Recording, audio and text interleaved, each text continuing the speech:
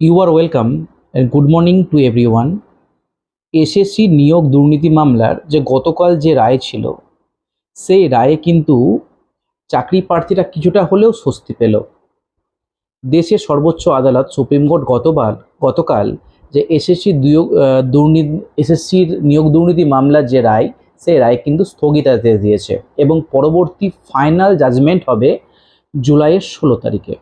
এবং সুপ্রিম কোর্টের প্রধান বিচারপতি এ নিয়ে মন্তব্য করেন যে হাইকোর্ট যে রায় দিয়েছিল এবং যেখানে বলা হয়েছিল 26,000 যে নিয়োগ এসএসসি বিশেষ করে 9, 10, 11, 12 গ্রুপ সি এবং গ্রুপ ডি, এবং সেই যে হাইকোর্ট রায় দিয়েছিল সেটা কিন্তু যথাযথ এবং যথার্থ। এবং এই রায়ের পরিপ্রেক্ষিতে কিন্তু এসএসসি এবং রাজ্যকে সুপ্রিম কোর্ট এর আগের রায়ে বলেছিল যে আপনাদেরকে কিন্তু ঠিক করতে হবে এর মধ্যে কতগুলো যোগ্য এবং কতগুলো অযোগ্য। যদি আপনারা ঠিক করতে না পারেন তাহলে কিন্তু পুরো প্যানেল, মোটামুটি 25,000 প্লাস প্যানেল কিন্তু পুরো বাদ দেওয়া হবে। এর ফলে কিন্তু এসএসসি এবং রাজ্য উঠে পড়ে বসে এবং তারা স্বীকার করতে বাধ্য হয় যে মোটামুটি 7 থেকে 8,000 মতো নিয়োগ তারা অবৈধভাবে করেছে এবং কিছু সুপার নিউমেরারি পদ তারা নতুন করে তৈরি করেছিল এবং সেই পদে কিন্তু কোনো নোটিশ ছাড়াই কিন্তু নিয়োগ করা হয়েছিল। মোটামুটি এই নিয়ে 7 থেকে 8,000 মতো ক্যান্ডিডেট হবে এবং বাকি যে 17-18,000 মতো রয়েছে তারা কিন্তু যোগ্য, এমনটা কিন্তু রাজ্য এবং এসএসসি দাবি করেছে। এই নিয়ে কিন্তু সুপ্রিম কোর্ট গতকাল বলেছে যে হাইকোর্ট যে রায় দিয়েছে সেই রায়টা কিন্তু ঠিক। যদি সরকার ঠিক করতে না পারে বা এসএসসি যে কতগুলো যোগ্য এবং যারা অযোগ্য তাদের উপযুক্ত প্রমাণ সহ না দিতে পারলে কিন্তু পুরো প্যানেলটা কিন্তু বাতিল করা হবে। এবং আগামী ডেট বলা হয়েছে যে আগামী 16 জুলাই, এবং এর মধ্যে কিন্তু সমস্ত ডিপার্টমেন্টকে নোটিশ দেওয়া হয় এবং বলা হয় সেদিন কিন্তু ফাইনাল জাজমেন্ট হবে। এবং যারা অযোগ্য, যদি সরকার এবং এসএসসি যদি অযোগ্য যে কজন আছে এবং তাদের উপযুক্ত লিস্ট সুপ্রিম কোর্টে জমা দিতে পারে, তাহলে কিন্তু সুপ্রিম কোর্ট হয়তো এমন একটা রায় দিবে যে এই সমস্ত অযোগ্য প্রার্থীদের চাকরি পুরো বাতিল করা হবে এবং বাকি যারা যোগ্য আছে তাদের কিন্তু পুনরায় চাকরি পদে বহাল রাখা হবে। এবং এই যে স্থগিতাদেশ দেওয়ার মধ্যে যে দিনগুলো রয়েছে, মানে এই মাসে কিন্তু এখনো সমস্ত চাকরি প্রার্থীরা কিন্তু বেতন পাবে। আপাতত স্বস্তি। এখন পরবর্তী এই যে 2 মাস 2.5 মাসের মধ্যে যে সময়টা রয়েছে, 2 মাস 10 দিন মতো, এই দিনের মধ্যে কিন্তু উপযুক্ত তথ্য কিন্তু সুপ্রিম কোর্টের কাছে পেশ করতে হবে। এবং যা মনে হচ্ছে যে এর আগে হয়তো এমনটা হয়নি, যে 7 থেকে 8,000 মতো অযোগ্য প্রার্থী তাদের কিন্তু চাকরি থেকে বরখাস্ত করা হবে, মানে পুরোপুরি বাদ দেওয়া হবে। এবং এসএসসি বলতে চাইছে সুপ্রিম কোর্ট যে যদি এমনটা না করা হয় তাহলে পরবর্তীকালে কিন্তু এই যে রাজ্য সরকার বা এসএসসি এমনটা কিন্তু পরবর্তীকালেও করতে থাকবে।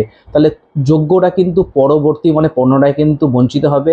এবং এও দাবি যে যদি অযোগ্যদেরকে বাতিল করা না হয় তাহলে কিন্তু যে সমস্ত যোগ্য প্রার্থীরা রয়েছে, দীর্ঘদিন ধরে আন্দোলন করছে রাস্তায় রাস্তায় 3 বছর ধরে, তারা কিন্তু বঞ্চিত হবে। এবং পরবর্তীকালে যে উপযুক্ত মেধা তৈরি হবে না, এবং তৈরি হলেও কিন্তু তারা জানবে যে আমাদের চাকরি হওয়ার কোনো পথ থাকবে না। তাই আমরা সবসময় চাইবো যারা যোগ্য তাদের যেন চাকরি সবসময় বহাল থাকে, তারা অন্যায় করেনি এবং যারা অন্যায় করেছে, যারা এইভাবে অযোগ্য এবং যারা এইভাবে নিয়োগ করেছে তাদের কিন্তু শাস্তি দেওয়া উচিত। কিন্তু যারা যোগ্য, সঠিকভাবে চাকরি পেয়েছে, তাদের কিন্তু চাকরি পুনরায় যেন আবার ফিরিয়ে দেওয়া হয়। কিন্তু সুপ্রিম কোর্ট এও বলে যে বেতন এখন সবাই পাবে, এবং যদি অযোগ্যদের প্রমাণ পাওয়া যায় যে হ্যাঁ এগুলো পুরো অযোগ্য, তাদের কিন্তু পুরনো যতদিন চাকরি করেছে তাদের বেতন কিন্তু ফিরিয়ে দিতে হবে। এবং এও বলেছিল যে সুপ্রিম কোর্ট যে সুদ সহ ফিরিয়ে দিতে হবে। এবং সেটা কতটা সম্ভব হবে এবং যে 5-6 বছর চাকরি করার পরে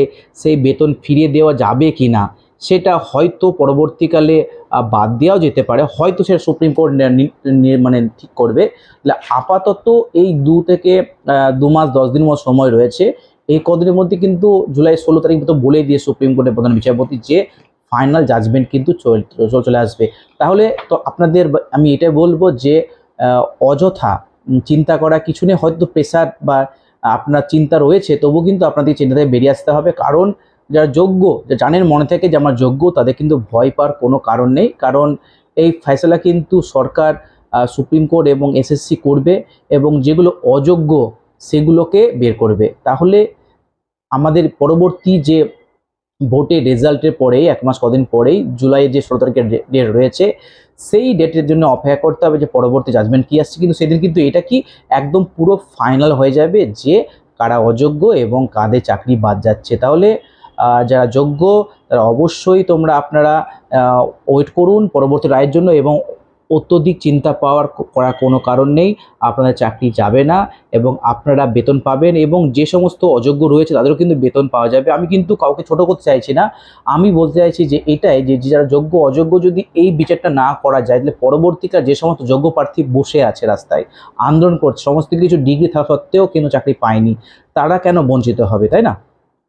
এবং এটা কিন্তু সরকার করেছে এবং সরকারের বিরুদ্ধেও কিন্তু কঠোর পদক্ষেপ নেওয়া উচিত। তাহলে আজকের মতো এইটুকুই, পরবর্তী আবার কি আপডেট আসছে তার জন্য অপেক্ষা করো।